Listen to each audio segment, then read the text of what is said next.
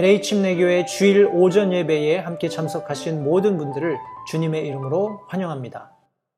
하나님의 말씀 함께 나누겠습니다. 오늘은 요한계시록 5장 1절부터 6절까지 우리 5장 전체의 말씀을 두 부분으로 나누어서 이 시간 우리 전반부를 나누고 우리 다음 시간에 후반부를 나누겠습니다. 내용이 너무 많아서 제가 한 시간에 다 성도님과 나눌 수 없을 것 같아서 이렇게 좀 나누었습니다. 양해 말씀을 부탁드리고요.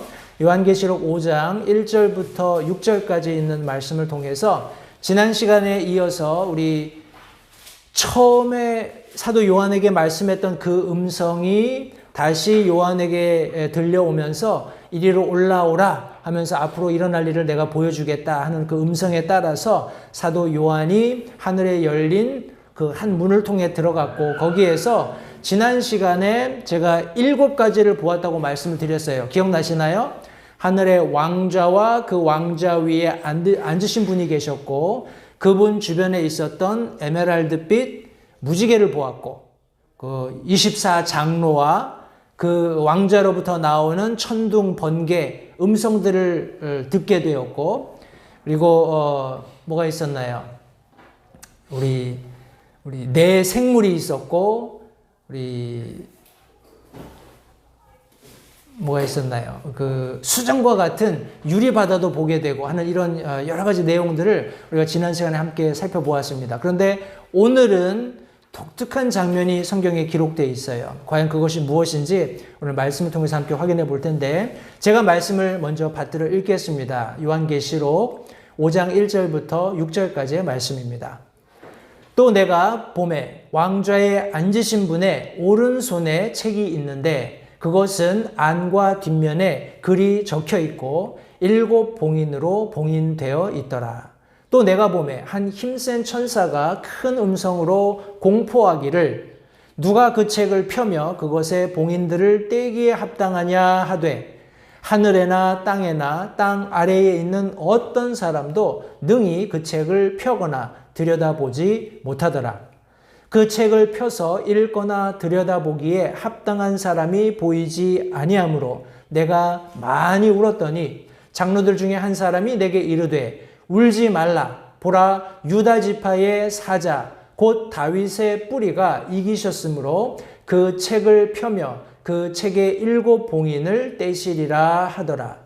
또 내가 보니 보라, 왕좌와 네 짐승의 한 가운데와 장로들의 한 가운데서 전에 죽임을 당한 것 같은 어린 양께서 계시더라.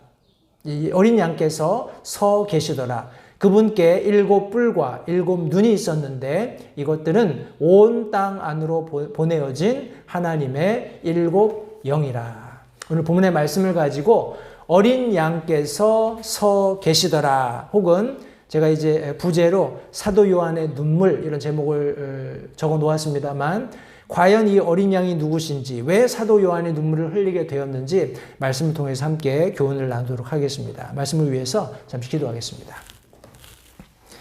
살아계신 아버지 하나님, 감사합니다. 오늘 복된 주일 새 아침 사랑하는 성도들과 함께 하나님의 말씀을 대면하고 섰습니다. 이 말씀을 통해서 우리가 성경이 가르치고 계시는 진리를 깨달을 수 있도록 도와주시고, 이 진리의 말씀이 우리에게 가르치시는 바를 우리가 밝히 깨달아 이해할 수 있도록 성령 하나님께서 도우시는 은혜를 이 아침에 구합니다. 우리 소중의 입술을 하나님께서 사용하셔서 이 진리의 말씀이 성도들에게 밝히 드러나 보여질 수 있도록 도와주시고, 마음밭에 뿌려진 성경이 말씀하시고 있는 진리의 말씀의 씨앗들이 우리의 삶에 풍성한 결과를 이루실 때까지 하나님의 열심히 그것을 이루시는 것을 우리 삶에서 경험할 수 있도록 도우시기를 다시 한번 간절히 바라올 때 예수님의 귀하신 이름으로 기도했습니다. 아멘. 우리 지난 시간에 이제 제가 말씀드렸던 것처럼 사도 요한이 하나님의 그런 보좌에서 그 보좌 주변에 일어나고 있는 많은 일들을 실제적으로 보게 되었다고 제가 말씀을 드렸어요. 그런데 특별히 이 5장을 시작하면서는 이제 하나님의 오른손에 들려있는 한 책과 그 책을 여는 그런 인물에 관해서 사도 요한이 겪게 되는 그런 독특한 경험을 우리 여기 지금 5장이 설명해 주고 있습니다.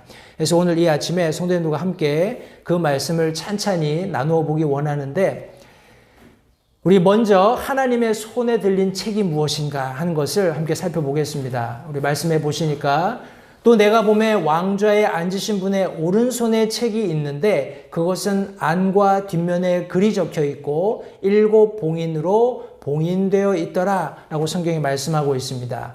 과연 하나님께서 들고 계셨던 7 봉인으로 봉인된 그 책, 우리 조금 더 구체적으로 얘기하면 우리 비블리온이라는 단어를 성경이 사용하고 있는데, 이것은 우리가 잘 알고 있는 파피루스 그 두루마리를 이야기합니다. 우리가 생각하고 이런 책이 아니고 이렇게 고대의 서신을 보내고 할 때 파피루스를 많이 사용을 했어요. 여기 지금 특별히 이집트 지방에 가면 나일강 유역으로 이렇게 얕은 물들이 있는 지역에서 자라는 그런 식물입니다. 식물이 여기 지금 파피루스인데, 이 파피루스를 가지고 종이를 만들기 시작했어요. 종이를 어떻게 만드냐 하면, 이게 대나무랑 굉장히 좀 유사한 것 같아요. 이렇게 하는 작업을 보니까 먼저 이렇게 단단한 껍질을 벗깁니다. 이게 한 3m, 4m 이렇게 자라거든요. 그러면 위에 아까 우리 봤던 이런 숯 달린 이런 부분들은 다 잘라내고 그 줄기만 사용하는 겁니다. 그 줄기를 적당한 크기로, 그러니까 종이의 크기에 맞추어서 잘라서 이제 껍질을 벗기는 거예요. 껍질을 벗기고 나면 이 안에가 마치 어떻게 얘기해야 될까요? 이렇게 섬유질로 되어 있어가지고 아주 이렇게 부슬부슬한, 그렇게 부서지는 그런 재질이에요. 그래서 저것을 다발로 묶어서 찝니다. 한번 찌고 나면은 섬유질이 빠지니까 이제 부스러지지 않겠죠. 그러면 그것을 이제 이런 단단한 돌멩이 같은 판 위에 놓고서 두드려서 얇게 핍니다. 얇게 펴서 지금 여기 보시는 것처럼 이렇게 여러 겹으로, 가로로, 세로로 이렇게 종이를 몇 번 덧대어 가지고 그것을 꽉 압축시킨 다음에 말립니다. 말리면 반영구적인 종이가 되는 거예요. 그렇게 종이가 되면 그 위에다가 이제 잉크를 가지고 서신을 쓰게 되는데, 성도님들 여기 우리 요한계시록에서는 안과 뒤에 글이 써져 있다 이렇게 얘기했는데, 우리 에스겔서 2장 9절 말씀해 보시면 여기 안팎으로, 다시 말해서 여기 요한계시록이 사도 요한이 보았던 두루마리의 안과 뒤라는 말은 안팎으로, 양쪽 모두 글이 쓰여져 있는 그런 것을 사도 요한이 본 것을 여기 지금 설명하고 있습니다. 에스겔서 2장 9절 10절 말씀에 내가 보니 보라 그분께서 한 손을 내게 보내셨는데 보라 그 안에 두루마리 책 한 권이 있더라. 그분께서 그것을 내 앞에 펴셨는데 그것은 안팎으로 기록되어 있고 그 안에 애가와 애곡과 재앙이 기록되어 있더라. 우리가 아는 것처럼 이제 이 인을 뗄 때마다 성도님들 우리 재앙이 쏟아지는 그런 장면들을 이제 우리가 앞으로 계속 보게 될 겁니다. 그것이 어떻게 보면 요한계시록의 주된 그런 많은 부분을 차지하고 있는 내용인데, 안팎으로 지금 글이 빼곡하게 쓰여져 있는 것을 성도님들 머릿속에 한번 상상해 보시기 바라요. 그리고 이 두루마리는 7 봉인이 되어 있다라고 말씀하고 있습니다. 왜 하필이면 7일까요? 우리 늘 우리 요한계시록을 읽으면서 유념하셔야 하는 것이 어떤 의미에서는 굉장히 비유적인 그런 표현들이 많이 있다고 말씀드렸어요. 그리고 상징적인 것들이 있다고 말씀을 드렸습니다. 우리 7이라는 숫자는 요한계시록뿐만 아니라 성경 전체에서 하나님의 완전하심을 설명하는 숫자로 많이 등장을 하는데, 개인적으로 이 사도 요한이 보았던 하나님의 오른손에 들려있는 두루마리는 7개의 봉인으로 봉인되었다고 저는 개인적으로 생각을 합니다. 실제적인 세븐이라는 것이죠. 그러나 그것은 특별한 의미를 가지고 있기도 합니다. 왜냐하면 사도 요한이 이 글을 썼을 당시에 역사의 근거에서 로마 법 하에서 인간의 생사에 관계된 그런 모든 법적 문서는 반드시 7번 봉인하도록 규정되어 있기 때문에 그래요. 다시 말해서 하나님께서 손에 들고 계시는 그 두루마리는 한 사람의 생사가 아니라 인류 전체의 생사를 지금 간음하는 실제적인 문서이기 때문에 7번 봉인한 것이 맞고 그것은 또 확실하고 완전한 그런 문서라는 사실을 성도님들 우리가 미루어서 짐작해 볼 수 있습니다. 성도님들 이 날은 반드시 다가옵니다. 우리가 아직까지 열 수 없었던 우리 다니엘서에 의하면 이런 모든 예언들은 하나님께서 닫으라고 하셨죠. 봉인하라고 하셨어요. 그런데 여기 지금 요한계시록에서는 이 봉인을 여는 겁니다. 다시 말해서 그 때가 되었기 때문에 우리에게 이것을 밝히 알리시는 거예요.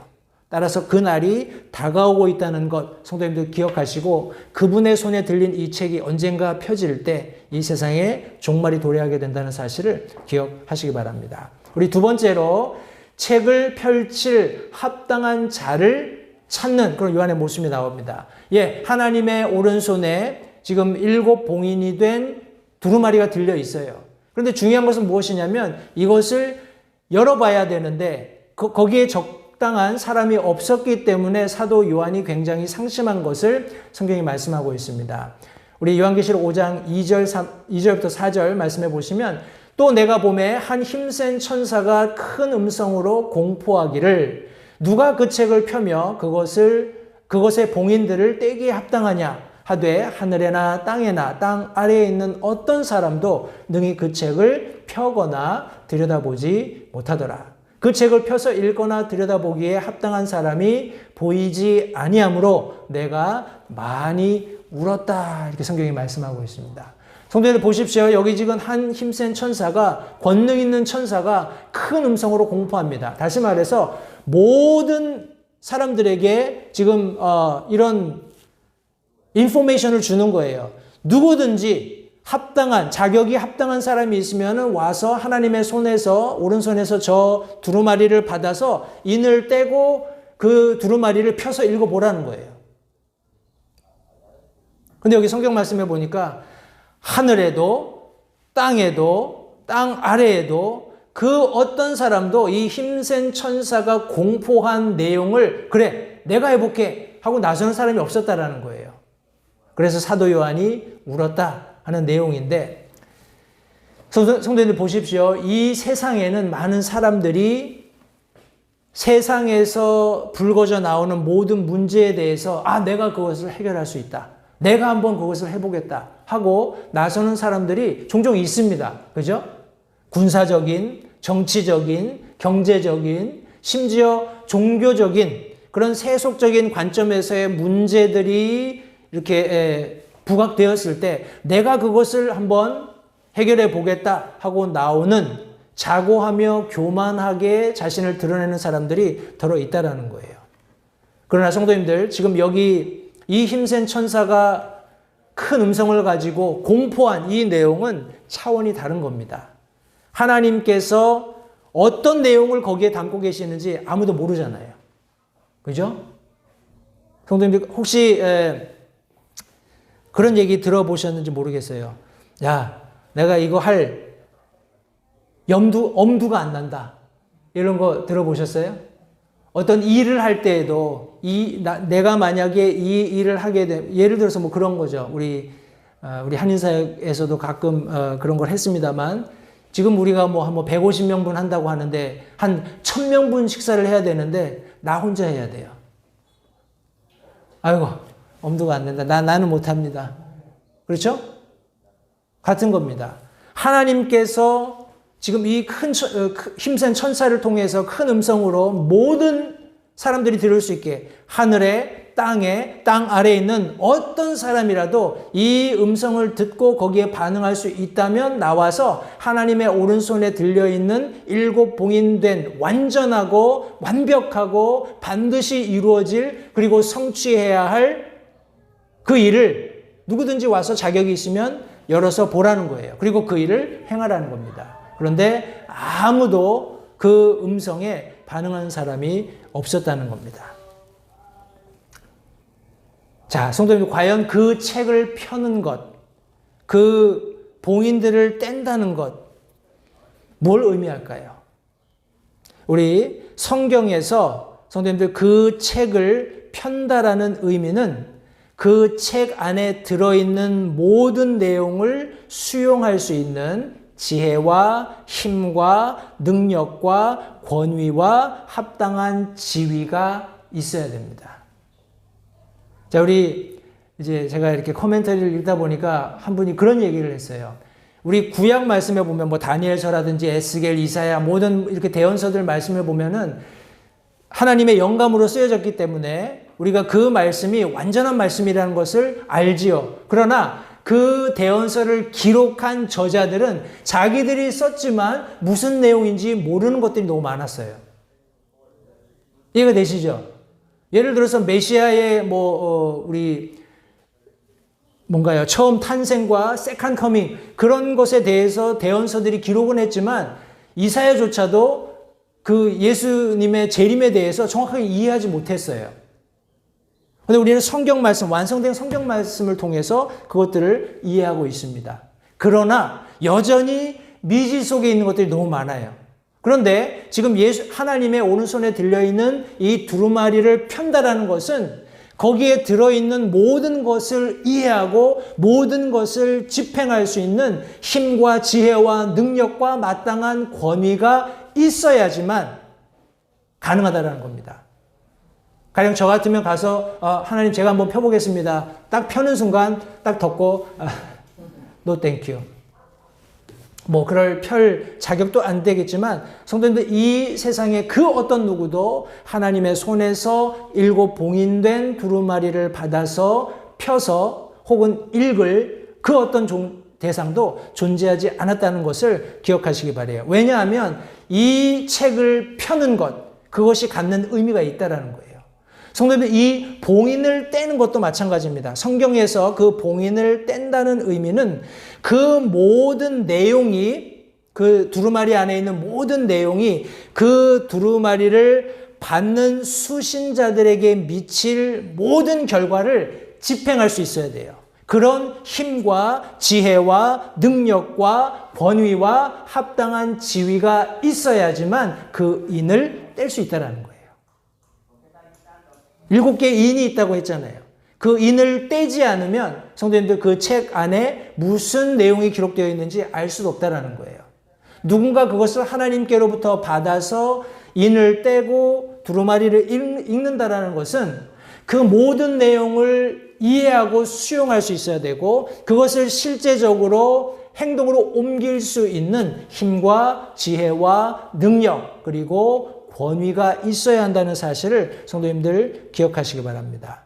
미래에 대한 완전한 이해 그리고 책임 그걸 실행할 수 있는 힘과 능력을 소유하지 않으면 불가능하다는 것을 성도님들 잊지 마시기 바라요. 그렇게 할 수 있는 사람을 사도 요한은 부지런히 찾았습니다. 그런데 하늘에도 없었고요.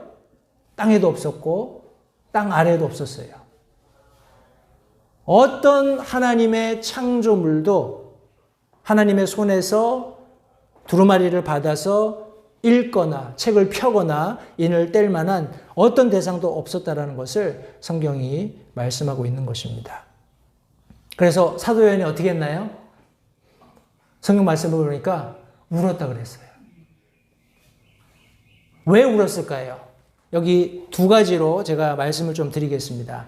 다니엘서 9장 24절부터 27절까지 있는 말씀인데 먼저 읽고 제가 말씀을 좀 드릴게요. 다니엘서 우리가 잘 알고 있는 우리 다니엘의 그 70일에 관한 그런 말씀입니다. 주께서 내 백성과 내 거룩한 도시에게 70일을 정하셨나니 이것은 범법을 그치고 죄들을 끝내며 불법에 대하여 화해를 이루고 영존하는 의를 가져오며 환상의 대언을 봉인하고 또 지극히 거룩하신 이에게 기름을 붓고자 함이라. 그러므로 알고 깨달을지니라. 예루살렘을 회복하고 건축하라는 명령이 나가는 때로부터 통치자 메시아에 이르기까지 7일에와 62일에가 있으리니 심지어 곤란한 때에 거리와 성벽이 다시 건축될 것이며 62일의 후에 메시아가 끊어질 터이나 자기를 위한 것은 아니니라. 장차 임할 통치자의 백성이 그 도시와 그 성소를 파괴하려니와 그것의 끝에는 홍수가 있을 것이며 또 그 전쟁이 끝날 때까지 황폐하게 하는 것이 작정되었느니라. 그가 많은 사람과 한 이레 동안 언약을 확정하리니 그가 그 이레의 한 중간에 희생물과 봉헌물을 그치게 하며 또 가증한 것들로 뒤덮기 위하여 심지어 완전히 끝날 때까지 그것을 황폐하게 할 것이요 작정된 그것이 그 황폐한 곳에 쏟아지리라 하니라. 우리가 잘 알고 있는 다니엘의 71회에 관한 우리 대언의 말씀입니다. 이 말씀에 보시면 내 백성과 내 거룩한 도시에게 70일회를 정하셨다라고 말씀하고 있습니다. 따라서 이 70일회에 대한 대언은 교회와 관련이 있는 게 아니에요. 이스라엘 백성들 그리고 예루살렘과 관련되어서 하나님께서 특별히 이스라엘 백성들에게 제한적으로 주신 그런 대언의 말씀입니다. 그런데 이 말씀을 천천히 잘 읽어보시면 여기 7일회와 62일회가 있으리니 말씀하셨어요. 이것은 이미 다 지난 과거가 됐습니다. 이것은 실제적으로 이루어졌어요. 우리 고레스 왕의 칙령에 의해서 예루살렘을 재건하라는 명령이 있었고 에스라 느헤미야서 계속 읽어보시면 이제 성전이 재건되고 성벽이 세워지고 하는 그런 장면들을 성경이 묘사하고 있습니다. 해서 이제 여기 지금 7일에 62일회가 다 과거가 되었는데 우리 7 더하기 62가 얼마인가요? 69. 그죠? 62 더하기 7. 69죠. 그런데 이 전체 일회가 몇 일회라고요? 70일회를 정하셨다 그랬잖아요. 70일회를 정하셨는데 69일회가 지금 과거가 돼버린 겁니다. 이해가 되시죠? 그리고 나서 62일회 후에, 그러니까 7일회가 지나고 나서 62일회를 설명하실 때 62일회가 지나고 나서 메시아가 끊어질 것이다. 다시 말해서 예수 그리스도의 죽으심을 여기 지금 의미하고 있어요. 그리고 여기 지금 자기를 위한 것이 아니라고 분명히 말씀하셨고 장차 임할 통치자의 백성이 그 도시와 그 성소를 파괴할 것이다. 장차 임할 통치자라는 것은 이 세상의 적그리스도를 의미합니다. 적그리스도의 그 백성들이 도시와 성소를 파괴하고 그것의 끝에 홍수가 있을 것이다. 이 홍수는 이미 요한계시록에 우리 기록되어 있습니다. 우리 요한계시록 12장 15절부터 16절 말씀해 보시면 제가 찾아서 읽지는 않겠습니다만 거기에 큰 홍수가 있을 것을 성경이 말씀하고 있어요. 이것은 이제 그 뭐라고 하나요? 우리 7년 환란 기간 동안에 있을 내용들을 설명하고 있는데 성도님들 69일회가 지났고 마지막 한 일회가 남았죠. 일회가 뭡니까? 7일이죠. 그죠? 7년이라는 뭔가요? 그러니까 우리 69일에 해당하는 그런 횟수들이 모두 지났고 하나님이 작정하신 이스라엘 향한 70일의 마지막 7년이 남아 있는 거예요. 성도님들 어떻게 하면 하나님께서 다니엘에게 알려주셨던 70일회가 성취될까요? 그 인이 떼줘야 되잖아요. 그 책을 펴서 그 책에 기록된 모든 것들이 성취되어야지만 하나님께서 여기 지금 이스라엘 백성들에게 백성과 거룩한 도시에게 정하신 70일회가 완성이 되는 겁니다. 요한은 유대인이었어요. 사도 요한은 유대인이었습니다. 때문에 유대인을 향해서 하나님 가지고 계시는 완전한 뜻이 성취되어야 한다는 것을 알고 있었는데 그렇게 할 수 있는 사람이 없었어요. 그래서 우리 사도 요한이 울었다라고 성경이 말씀하고 있습니다. 그것뿐만이 아니라 성도님들 저와 여러분들의 바람도 그렇지 않나요? 저와 여러분들의 바람도 예수님이 빨리 오셔야 되는데 예수님이 빨리 오셔야지 내가 이 참 고난 많은 핍박 많은 환난 많은 세상을 벗어나서 주님과 영원히 살 텐데 성도님 사도 바울이 로마서를 기록하면서 이런 말씀을 기록했습니다. 로마서 8장 22절부터 25절 말씀에 보시면 또 전체 창조물이 지금까지 함께 신음하며 고통 중에 산고를 치르는 줄을 우리가 아나니 그들뿐 아니라 우리 자신 곧 성령의 첫 열매를 소유한 우리까지도 속으로 신음하며 양자 삼으심 즉 우리 몸의 구속을 기다림은 우리가 소망으로 구원을 받았기 때문이라. 그러나 보이는 소망은 소망이 아니니 어찌하여 사람이 보는 것을 여전히 바라리요. 그러나 우리가 보지 못하는 것을 바라면 인내로 그것을 기다리느니라. 성도님들 다시 한번요. 지금 우리 69일회가 지났어요. 그죠? 그리고 마지막 한 일회가 남았습니다. 7년이 남았어요. 우리가 믿기로는 이것이 그리스도인과는 상관이 없지만 우리는 모두 공중으로 들림을 받겠지만 이스라엘 백성을 위해서 예정하신 70일의 성취를 위해서 마지막 7년이 필요한 겁니다. 이해가 되시죠? 그런데 그것이 우리를 위해서도 반드시 필요하다는 거예요. 우리 안에 계시는 이 성령의 첫 열매가 되시는 예수 그리스도를 소유한 우리도 실제적으로는 안으로 신음하면서 그렇게 우리가 그날을 고대하고 있다는 겁니다. 우리는 잘 몰라요. 그런데 성령께서 우리가 빌 바를 알지 못하기 때문에 신음으로 우리를 위해서 중보하고 계신다는 겁니다. 성도님들, 저와 여러분들이 그런 삶을 살아야 해요. 그날을 고대하는 삶을 살아야 합니다. 하나님께서 하루속히 우리 마지막 그 인을 떼실 수 있는 예수 그리스도께서 그 책을 부여잡으시고 그 인을 떼심으로써 이스라엘에게 약속하신 70일을 채우시는 그날이 속히 이루어질 때 이스라엘에 대한 모든 하나님의 약속이 성취될 뿐만 아니라 저와 여러분들의 신음이 끝나는 겁니다. 우리의 눈물이 끝나는 거예요. 그날을 성도님들 고대하시기 바랍니다. 반드시 옵니다. 멀지 않았어요. 어제보다 오늘이 더 가까워졌습니다. 여기 합당한 자를 이제 소개하는 장면이 나옵니다. 말씀해 보시니까 장로들 중에 한 사람이 내게 이르되 울지 말라. 위로가 되죠. 그렇게 슬픔 가운데 하나님께서 이스라엘을 위해서 성취하시고 구원받은 그리스도인들을 위해서 성취하실 그 일을 위해서 누군가 그 두루마리를 받아서 인을 떼야 하는데 그 사람을 찾지 못해서 울고 있을 때 장로 중에 한 사람이 울지 마라.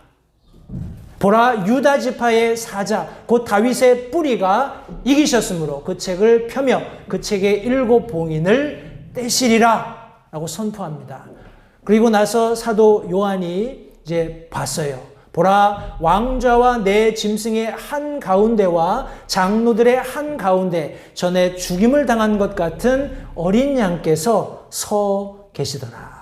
그분께 7 뿔과 7 눈이 있었는데 이것들은 온 땅 안으로 보내어진 하나님의 7 영이더라. 성경이 말씀하고 있습니다. 성도님들, 이 장로 중에 한 사람이 누구였을까 궁금하지 않으세요? 우리 24 장로가 있다고 그랬잖아요. 그죠? 그리고 지난 시간에 말씀드릴 때 이 24 장로들은 순교를 통해서 자기가 가지고 있었던 믿음을 검증함으로써 그 지위를 얻게 되었다. 이렇게 말씀드렸어요. 물론 24 장로에 대한 다양한 해석이 가능합니다. 그러나 중요한 것은 이 24 장로들은 하나님께서 누구신지 정확히 알고 있었어요. 예수 그리스도께서 누구신지 정확히 알고 있었습니다. 그분을 믿는 믿음이 종국에 어떤 결과를 자기들에게 가져다 주었는지를 정확히 알고 있었어요. 성도님들, 우리 침례자 요한이 예수님에게 자기 제자들을 보냈죠. 그리고 뭐라고 물어봤습니까? 당신이 정말 그 메시아가 맞습니까? 우리가 당신을 메시아로 받아들이는 것이 맞습니까? 아니면 다른 사람을 또 기다려야 되겠습니까? 이렇게 질문했잖아요. 침례 요한조차도 그런 혼란 가운데 있었다라는 거예요. 성도님들, 물론 사도 요한이 영 안에 있으면서 이 모든 장면들을, 참 기가 막힌 장면들을, 말로 형언할 수 없는 장면들을 보았어요. 그러나 그는 완전한 어떤 구원받아서 새 몸을 입고 새로운 땅 안에 거하는 그런 상태는 아니었던 거죠.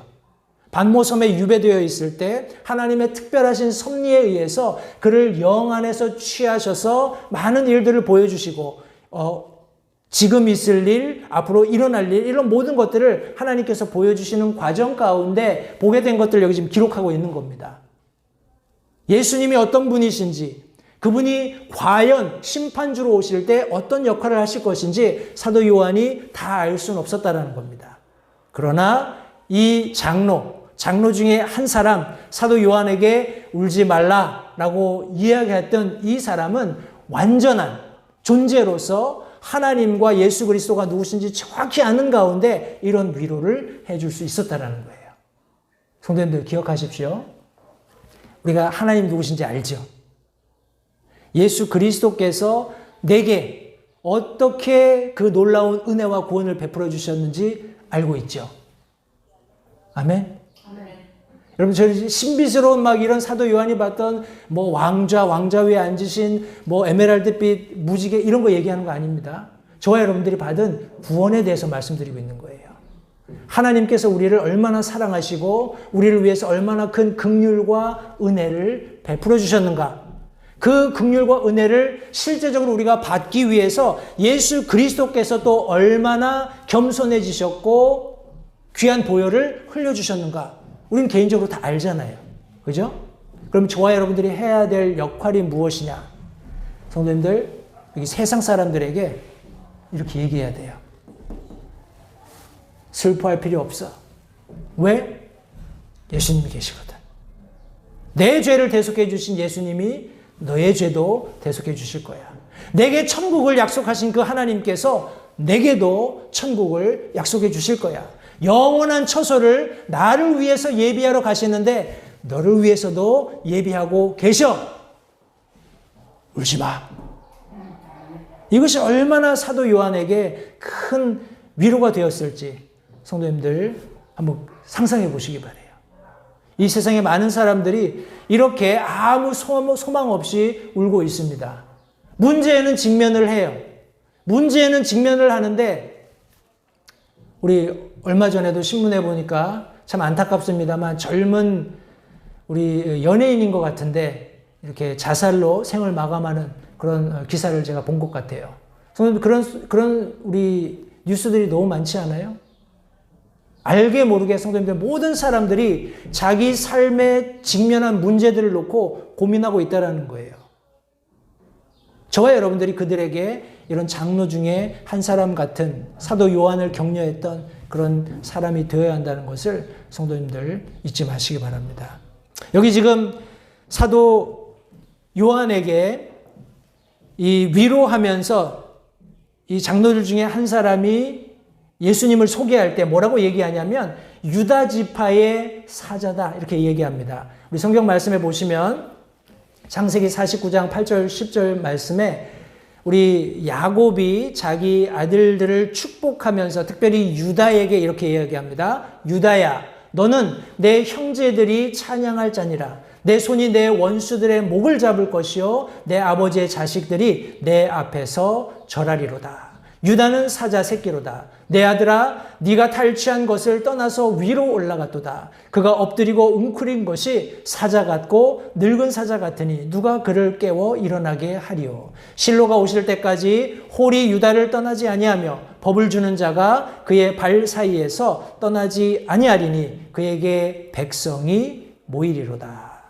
작은 사자 새끼로 묘사되었던 유다가 지금 여기 먹이를 움켜잡고 있는 우리 사자, 늙었다고 하니까 우리가 이빨 빠진 그런 호랑이를 생각할지 모르는데 늙었다라는 말은 노련하다라는 거예요. 아주 강인한 그런 사자를 여기 의미하는 겁니다. 이런 사자같이 유다가 그런 특별한 하나님의 은혜를 받게 될 것, 그 씨를 통해서 왕권이 유지될 것을 여기 지금 성경이 말씀하고 있습니다. 다시 한번 이스라엘의 왕이 끊이지 않는 지파로서의 유다가 지금 여기 분명하게 설명되어 있으면서 그 지파의 사자, 가장 강인한 강력한 힘을 가지고 이스라엘을 통치하는 통치자가 나올 것을 여기 지금 창세기에 말씀하고 있습니다.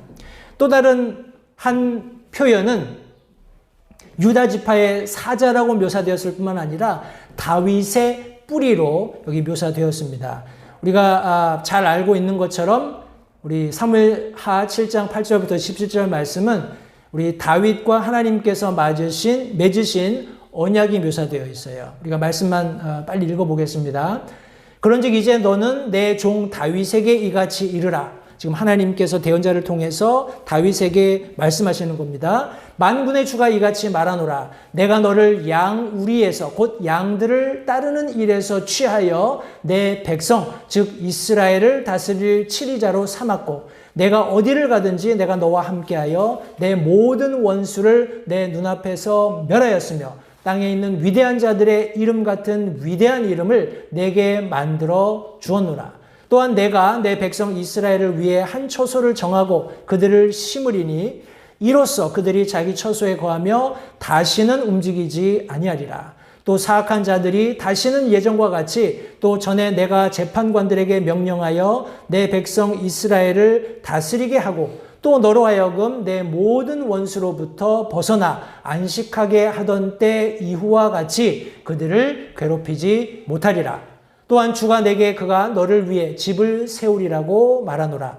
내 날들이 차서 내가 내 조상들과 함께 잘 때에 내가 내 뱃속에서 나올 자 곧 내 뒤를 이을 내 씨를 세우고 그의 왕국을 굳게 세우리니 그는 내 이름을 위해 집을 건축할 것이요 나는 그의 왕국의 왕좌를 영원토록 굳게 세우리라. 나는 그의 아버지가 되고 그는 내 아들이 되리니 만일 그가 불법을 행하면 내가 사람들의 막대기와 사람들의 자녀들의 채찍으로 그에게 벌을 주리라.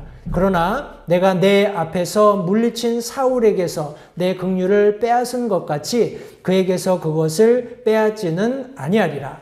내 집과 내 왕국이 내 앞에서 영원히 굳게 서고 내 왕좌가 영원히 굳게 서리라 하라. 나단이 이 모든 말씀과 이 모든 환상 계시대로 그렇게 다윗에게 말하니라. 하나님께서 다윗과 맺으신 언약입니다. 따라서 지금 장로가 소개하고 있는 하나님의 오른손에서 그 일곱 인을 일곱 인으로 봉인된 그 두루마리를 받아서 뗄 수 있는 분으로 소개하고 있는 분이 바로 유다 지파의 사자였고 다윗의 뿔이었다라는 거예요. 성경이 약속하고 있는 하나님이 작정하신 이스라엘과 그 성을 위해서 작정하신 70일의 마지막 7년을 완성시킬 수 있는 그 모든 일을 성취하실 수 있는 분을 지금 여기 이렇게 소개하고 있는 것입니다. 여기 성경 말씀에 보니까 우리 읽었던 본문 말씀에 그분이 이기셨다라고 말씀하고 있어요. 우리 니카오라는 단어 제가 일전에도 설명을 드렸습니다. 우리 니케 혹은 나이키 이런 말들이 다 이 단어에서 함께 사용이 되었는데 승리의 여신이죠. 나이키는 정복한다는 겁니다. 싸워서 이긴다라는 거예요. 누가요?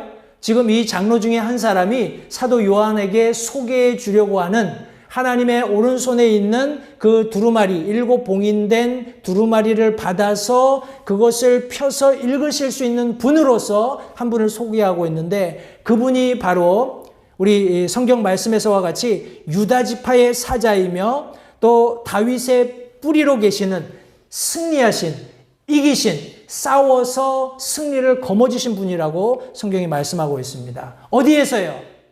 십자가에서 그렇게 하셨습니다. 마태복음 28장 18절 말씀에 예수님께서 그들에게 나와 말씀하여 이르시되 하늘과 땅에 있는 모든 권능이 내게 주어졌느니라. 예수님께서 죽으시고 장사 지는 바 되셨다가 다시 부활하심으로써 하나님께서 그렇게 하실 수 있는 모든 권능을 그분에게 주셨다 말씀하고 있습니다. 빌립보서 2장 9절 10절 그러므로 하나님께서도 그분을 높이 올리시고 모든 이름 위에 있는 이름을 그분에게 주사 하늘에 있는 것들과 땅에 있는 것들과 땅 아래에 있는 것들의 모든 무릎이 예수라는 이름에 굴복하게 하시고 성도님들 사도 요한이 그렇게 찾았던 하늘에 있는 땅에 있는 땅 아래에 있는 어떤 존재도 하나님의 오른손에 있는 그 일곱 봉인된 두루마리를 받아서 펼 수 있는 자격 조건을 갖추지 못했어요.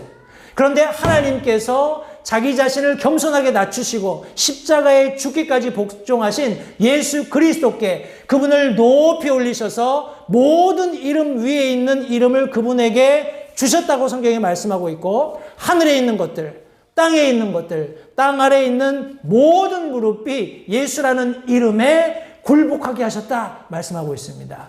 그분이 유일하게 그 두루마리 책을 받아서 그 7 봉인을 떼실 수 있는 유일한 합당한 자로 성경이 소개하고 있다는 것을 성도님들 기억하시기 바랍니다.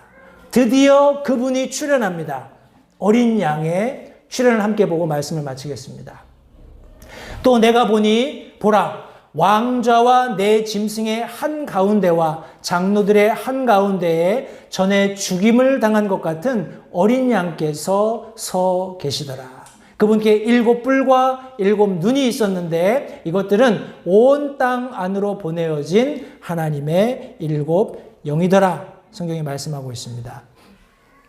성경에 우리 예수님을 어린 양으로 묘사하는 내용이 24회 언급이 되어 있어요. 24번 언급이 되어 있는데 베드로전서 1장 19절을 제외하고는 모두 사도 요한이 이 칭호를 사용했습니다. 우리 베드로전서 1장 19절 말씀은 오직 흠도 없고 점도 없는 어린 양의 피 같은 그리스도의 보배로운 피로 된 것이다 하면서 저와 여러분들의 구원이 흠도 없고 점도 없는 어린 양의 피 같은 그리스도의 보배로운 피로 말미암은 것을 여기 지금 설명하고 있어요.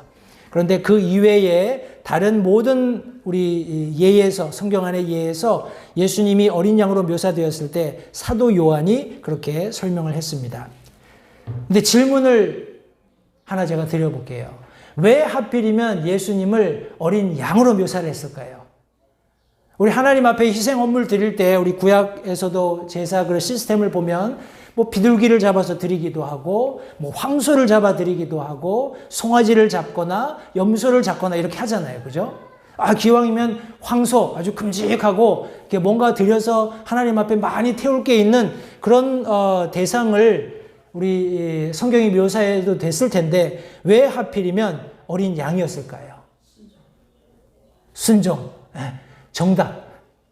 우리 다른 어떤 짐승보다도 우리 제가 말씀드렸던 비둘기, 황소, 송아지, 염소 이런 것들보다도 예수님이 가지고 계시는 그분이 대표할 수 있는 그분의 거룩함 그리고 그분의 의로우심 더 나아가서 특별히 그분이 고통 중에 인내하시는 것 그리고 아버지의 뜻에 순종하는 것을 잘 대변할 수 있는 묘사할 수 있는 짐승으로서 양이 적합했기 때문에 성경은 여기 예수님을 어린 양으로 묘사하고 있는 겁니다. 앞서서 장로 중에 한 사람이 거창하게 얘기했잖아요. 유다 지파의 사자다. 다윗의 뿔이다. 와, 과연 누구실까? 사도 요한이 뒤를 딱 돌아봤을 때 죽임을 당한 것 같은 어린 양을 한 마리 보게 된 거예요. 성도님, 이 양은 성경에 2가지 단어를 사용해서 양을 표현을 하는데 하나는 그냥 일반적인 우리 가축으로서의 양이고 지금 예수님을 묘사하고 있는 이 어린 양은 우리 아주 작고 이렇게 귀엽다고 표현해야 되나요? 우리 이스라엘 백성들은 이스라엘 시대의 유대인들은 이 양을 집안에서 키웠답니다. 거의 가족 같은 거예요. 우리 뭔가 강아지 같은 거 집에서 키우듯이 아주 자식같이 키웠기 때문에 같이 먹고 같이 자고 했기 때문에 애정이 듬뿍 들어있는 그와 같은 양을 지금 여기 묘사하고 있는 겁니다. 그런데 여기 죽임을 당한 양이라고 성경이 말씀하고 있죠. 이 죽임을 당했다라는 말은 어떤 종류의 폭력적인 죽음을 의미하고 있는 거예요. 그냥 자연사한 것이 아니라 아주 강력한 힘에 의해서 외압에 의해서 폭력에 의해서 죽임을 당한 그런 여기 어린 양을 묘사하고 있는 겁니다. 성도님들 제가 여기 지금 파워포인트에 다 올려놓지 못했는데 요한복음 1장 29절 말씀에 사도 요한이 예수님을 이렇게 묘사합니다. 다음날 요한이 예수님께서 자기에게 오시는 것을 보고 이르시되 세상 죄를 제거하시는 하나님의 어린 양을 보라. 예수 그리스도께서 틀림없이 세상 죄들을 제거하실 수 있는 하나님의 어린 양이신 것을 성경이 말씀하고 있는 것입니다. 성도들 창세기 22장 7절 8절 말씀에 우리 이삭이 자기 아들 누군가요? 야곱을 하나님께 바치는, 죄송합니다. 아브라함이 이삭을 바치는, 그죠? 큰일 날 뻔했네, 그죠? 엄한 사람을. 네, 아브라함이 이삭을 하나님 앞에 바치는 그런 장면이 나오는데, 이삭이 이렇게 질문을 합니다. 아버지, 불과 나무를 보시거니와 번제 헌물로 쓸 어린 양은 어디에 있습니까? 이렇게 질문을 해요. 그죠? 그때 우리 아브라함이 아들아, 번제 헌물로 쓸 어린 양은 하나님께서 자신을 위해 예비하실 것이다. 대답합니다. 사도 요한이 보았던, 침례 요한이 보았던 바로 그 어린 양. 보라, 세상 죄들을 제거하는 하나님의 어린 양을 보라. 했던 바로 그 어린 양이 예수 그리스도셨다라는 겁니다. 그분께 성경은 7뿔과 7눈이 있었다 말씀하고 있죠. 이것 역시 상징입니다. 실제적으로 양에 7눈이 달리고 7뿔이 달렸다 이렇게 이제 제가 말씀드린 것처럼 그냥 인간적인, 물리적인, 문자적인 해석을 하게 되면 양이 괴물양이 되는 거예요. 그죠? 근데 여기 성경에서 뿔을 얘기할 때 이 뿔은 권위와 통치의 상징입니다. 권위와 통치를 상징할 때 뿔을 얘기하는데 7개의 뿔이다라고 얘기하는 것은 완전한 하나님께서 소유하시는 권위와 통치를 의미하고 있는 겁니다. 7눈도 마찬가지입니다. 성경 안에서 눈은 완전한 통찰력, 다시 말해서 하나님이 가지고 계시는 전지하심을 지금 나타내고 계신 거예요. 성도님들, 하나님께서 모든 것을 알고 계십니다. 아멘. 그분께서 우리의 일거수일투족을 다 알고 계실 뿐만 아니라 이 세상의 처음부터 마지막까지, 아니 영원부터 영원까지 모든 것을 완벽하게 이해하고 계시고 알고 계시는 분이라는 것을 성경이 말씀하고 계시는 거예요. 해서 히브리서 4장 13절에서는 그분의 눈앞에 드러나지 아니하는 창조물이 하나도 없고 모든 것이 우리와 상관하시는 그분의 눈에 벌거벗은 채 드러나 있느니라 라고 말씀하시는 겁니다. 감출 수 없는 거예요. 시편 139편에서 시편 기자는 하나님, 내 마음을 감찰해 주십시오. 내 마음속에 어떤 부정한 것, 더러운 것, 감추어진 것이 있다면 그것이 하나님의 눈앞에 드러나게 해주시고 그것을 정결하게 해주십시오 라고 고백하게 되는 겁니다. 성도님들, 하나님께서 모든 것을 알고 계세요. 이 어린 양께서 이 유다의 사자이며 다윗의 뿌리가 되시는 유일하게 하나님의 오른손에서 그 7 봉인된 두루마리를 잡아서 펴실 수 있는, 그 인을 떼실 수 있는 유일한 어린 양께서 7뿔 모든 완전한 권위와 통치, 그리고 7눈 모든 것을 완벽하게 아시는 전지하신 하나님이심을 성도님들 잊지 마시기 바랍니다. 이것들이 온 땅으로 보내어진 하나님의 7영이다. 성도님들, 그 영이 저와 여러분들과 함께 계시는 거예요. 우리가 구원받을 때 우리 안에 내주하시는 겁니다. 우리로 인을 치신 거예요. 이걸 누가 뗍니까? 아무도 못 떼죠. 아무도 못 뗍니다. 우리가 구원받아서 완전한 구원을 하나님께서 성취하시고 이루실 때까지 아무도 그 인을 뗄 수 없다는 것을 성도님들 기억하시고 구원 안에서 기뻐하고 감사하실 수 있게 되기를 바랍니다. 우리 계속해서 다음 시간에 이제 어린 양께서 받으시는 찬양을 함께 살펴보게 될 텐데, 성도님들, 그 유다의 사자가 되시는, 다윗의 뿌리가 되시는, 이스라엘에게 하나님께서 작정하신 70일을 완성하심으로써 하나님께서 창조 이래로 유지해 오셨던 7,000년의 역사를 모두 끝내시고 저와 여러분들을 영원으로 이끌어 가실 이 어린 양께서 거기에 서 계시다라는 것, 다시 한번 영의 눈을 가지고 성도님들 정확하게 목도하실 수 있게 되기를 바라고, 매일매일 살아가는 동안 성도님들 절대 잊어버리지 마십시오. 그분께서 반드시 하나님의 오른손에서 7 봉인된 그 두루마리를 받아서 그 인을 떼시며 이 세상에 하나님께서 작정하신 마지막 7년의 대환란이 시작될 때 저와 여러분들은 공중으로 들림받아서 주님과 함께 혼인잔치하며 그분께로부터 우리가 행한 모든 행위에 따라서 보상받을 그날이 있다는 것을 기억하시고 오늘 하루, 오늘 우리 새롭게 주신 한 주, 우리 믿음 안에서 살면서 주님 만날 그날을 고대하는 그런 열심을 우리가 함께 훈련하고 그렇게 세상을 이겨나갔으면 좋겠습니다. 기도하겠습니다.